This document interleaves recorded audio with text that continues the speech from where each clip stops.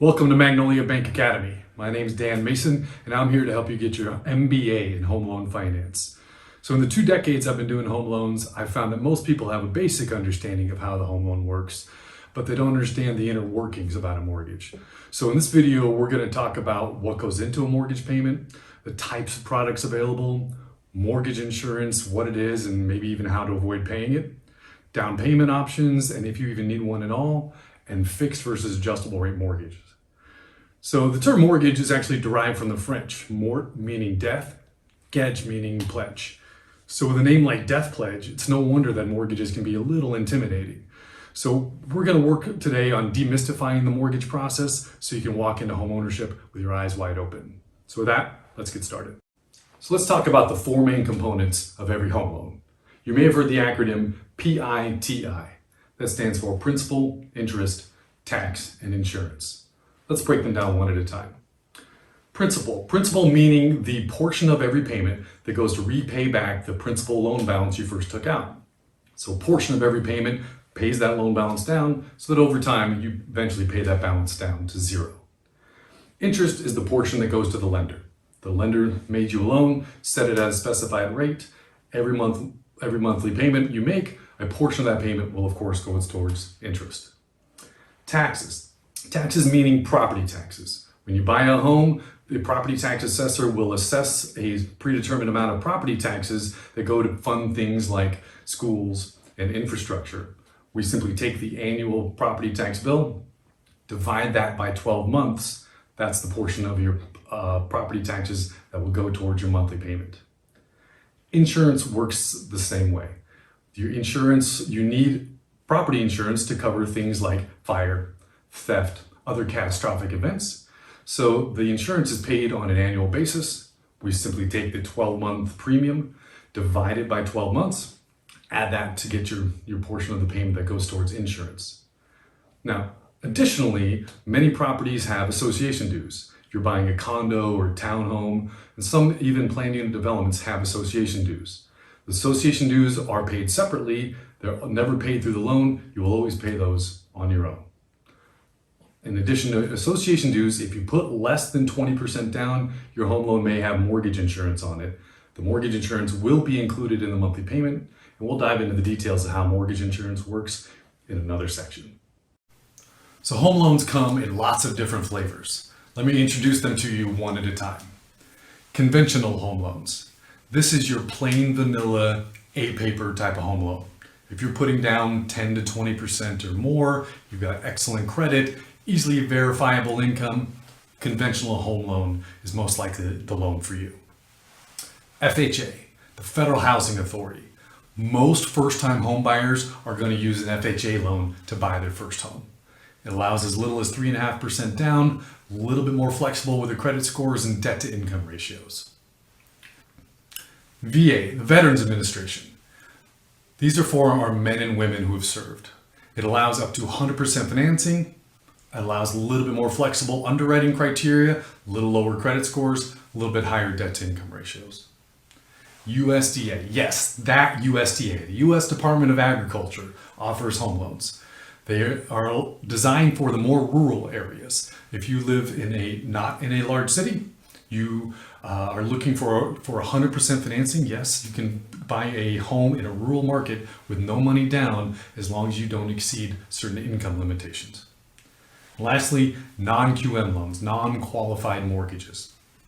These are the exotic loan programs. These are the ones for people who need to use bank statements to qualify as opposed to tax returns. People who are buying an investment property but maybe don't have enough income to qualify but have a large down payment to buy that investment property.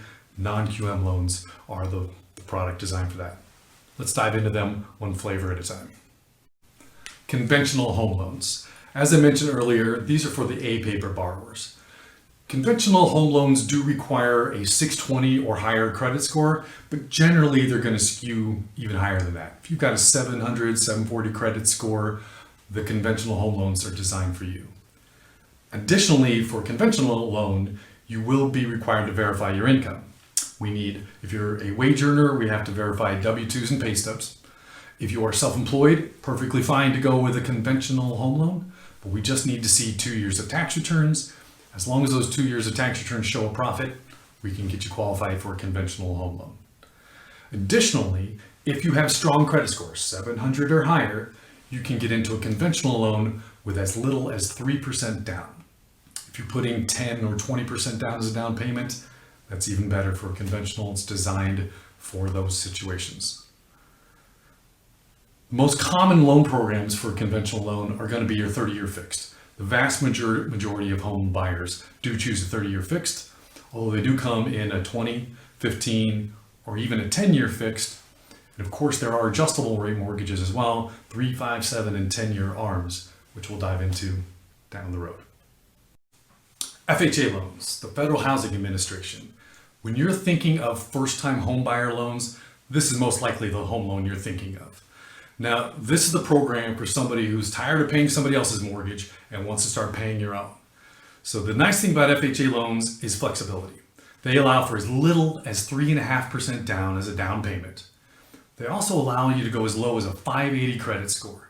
So if you're human and you had a mistake and you had a late payment on a credit card, perhaps you missed a car payment a couple years ago, but you kept your nose clean for the last 12 to 24 months, but your credit score hasn't quite recovered, the FHA loan program allows you to be human, allows you to make a mistake or two, and still get you into a home.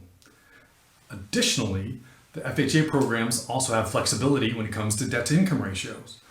Debt to income is the expense ratio we have with your income relative to your overall monthly payments. So we look at the home loan and your car payment and student loans, credit cards, and everything else.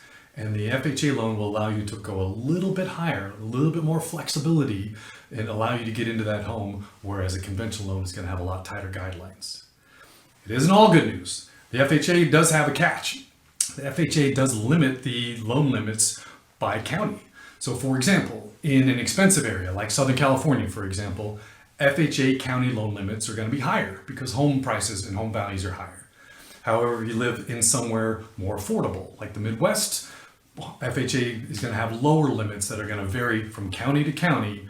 And we check with us, we can look into the individual counties, let you know what those loan limits are in your county. VA home loans, the Veterans Administration. This program is exclusively for veterans, men and women who served. Their service to this country gives them access to this program that has very similar guidelines to the FHA loans. It allows for lower credit scores, 580, allows more flexible underwriting criteria, allows a little bit higher debt to income ratio, but here's the kicker. With a VA home loan, you can finance 100% of the purchase price. No money down required for our men and women who served. Now, the nice thing about the VA program is it also allows you to use this more than once. Whether you're buying your first home or your fifth, you can buy a home with no down payment. Now, primary residences only. You cannot buy an investment property with no money down. That's what conventional loans are for. But if you're buying a primary residence and you served, the VA home loan allows you to buy with no down payment required. USDA loans, the U.S. Department of Agriculture. This program is designed for more rural areas. The best part about this program is it allows for financing of up to 100% of the purchase price of the home. There are income limitations with this program, however.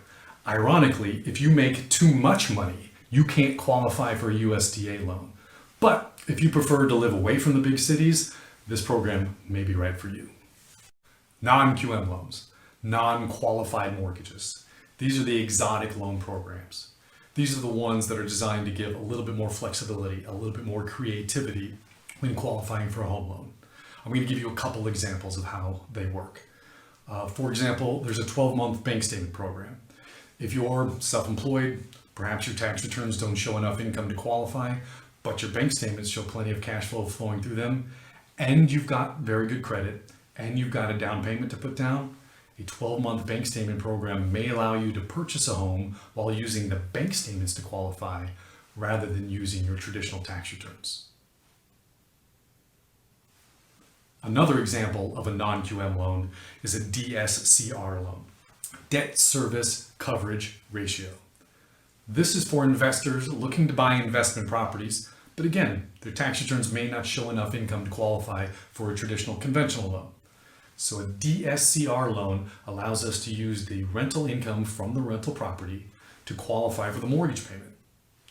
If the rental income is sufficient to cover the PITI payment of the mortgage, then that rental income is used to qualify. No additional income documentation is necessary. But as you can guess, you generally need to put down a larger down payment and have very good credit scores to qualify for a DSCR loan. Mortgage insurance. What is mortgage insurance? It's different than your hazard insurance we discussed earlier when we were discussing PITI. Your hazard insurance covers you in the event of a fire, theft, some type of catastrophic loss. You're covered by your hazard insurance. Mortgage insurance is different. Mortgage insurance covers the lender. In the event of a default of some kind, the mortgage insurance is there to make sure that the lender doesn't lose money on your individual transaction. You get nothing out of it, which is why you want to try and avoid paying mortgage insurance if you can. And the main way you avoid paying mortgage insurance is by putting 20% down as a down payment. Now, for a lot of first-time home buyers, 20% is a big chunk of money, and that's why mortgage insurance exists, to allow you to get into a home with putting less than 20% down, but that's the trade-off, is mortgage insurance. Now, mortgage insurance can be complicated, so we did a whole video that does a deep dive into all the intricacies and the ins and outs of how mortgage insurance can work, with a whole bunch of examples that may help you apply to your specific scenario. So check out that in-depth video that'll dive into it in greater detail and may give you more precise information. But let's do an overhead 30,000-foot view to start. Mortgage insurance on conventional loans. The way to avoid paying mortgage insurance on a conventional loan is to put 20% down. That's a big ask for a lot of first-time home buyers. So conventional loans, as we discussed earlier, allow for as little as a 3% down payment. If you're putting 3% down, the lender is lending 97% of the value of that house. It's a bit of a risky proposition. In the event of a default, the lender only has 3% equity to play with, and if there's any type of market correction or legal fees involved in a foreclosure or something to that effect, it can become quite risky for the lender. That's why they will require mortgage insurance when you're only putting down less than 20% to cover the lender in the event of that default. As you can imagine, if you're only putting 3% down, then that's a great risk to the lender. But let's say you can't quite come up with 20%, but you can do 10%. Well, that's a lot less risk for the lender, a lot more cushion in the event of a default. So the mortgage insurance will be much less expensive if you're putting 10% down versus if you're only putting 3% down.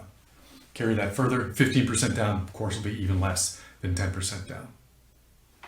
FHA loans will have mortgage insurance on them no matter what. Whether you're putting 3.5% down, which again is the minimum required on FHA, or you're putting 25, 30, 40% down, but you're going with an FHA loan, FHA loans will have mortgage insurance premiums on them no matter what. Now, FHA loans work a little bit differently. There's two components to an FHA mortgage insurance. The first one is MIP, mortgage insurance premiums. That's the amount of mortgage insurance you pay on a monthly basis. So in addition to your PITI payment, you will have mortgage insurance premiums that you'll pay on a monthly basis. Additionally, unique to FHA loans is they will have an upfront mortgage insurance premium or a lump sum MIP fee. This is something that's tacked on top of the loan balance. The good news is for home buyers, it's not money that comes out of your pocket. It's tacked on top of the loan amount, but it is 1.75% of the loan amount as a lump sum fee. So if you're doing a $100,000 FHA loan, you pay 1.75% upfront mortgage insurance premiums, you'll walk out of there with a loan amount of $101,750. That $1,750 difference being the upfront mortgage insurance premium. Now, nobody likes paying mortgage insurance. It sucks. But when the alternative is to save up a 20% down payment to become a homeowner, you use mortgage insurance like a tool. It allows you to become a homeowner, allows you to start paying your own mortgage instead of somebody else's, and the good news is you don't have to keep it forever. If you used an FHA loan to purchase a home and you start paying that principal balance down, the value starts appreciating over time, you've developed 20% equity in the property, boom, you can refinance, get yourself into a conventional loan, wipe out that mortgage insurance, save yourself that much more money down the road. Let's talk about down payment. In my experience, if there's ever a problem with a purchase loan closing, it usually revolves around the down payment funds. So let's talk about the different programs, the different down payment options, and make sure that you're choosing the right down payment program that works for you. Conventional loans. If you're an experienced homeowner, maybe you're selling your current home, you're going to net $100,000 to put down as a down payment on the new home, most likely you're going to go with a conventional loan. They do require as little as a 3% down, but you do have to have excellent credit to qualify with 3% down. FHA loans are the most popular program for first-time home buyers. The minimum down payment for an FHA loan is 3.5% of the purchase price. So for example, if you're buying a $200,000 house, 3.5% of the $200,000 purchase price is $7,000. The good news is that 3.5% down doesn't have to come from you. That 3.5% down payment can be a gift from an immediate family member, but you do have to have skin in the game and you do have to put 3.5% down. VA loans allow for 100% financing. If you're a veteran and you served in the military, you can buy a home with no money down as long as it is your primary residence. USDA loans also allow for 100% financing. If you live in a rural area, you can qualify for purchasing a house with as little as no money down. Lastly, non-QM loans. These are the exotic, slightly riskier loans, so as you can imagine, the down payment is larger. Most non-QM loans require at least 20% down, quite often 30 to 40% down, depending on the risk scenario. So that wraps up Magnolia Bank Academy's Mortgage 101. Your home is most likely your most valuable asset, and I know most of this isn't taught in high school, so I hope this video left you better prepared for your journey to and through home ownership. Again, my name is Dan Mason. If you have any questions, please feel free to reach out to me. I'm here to help.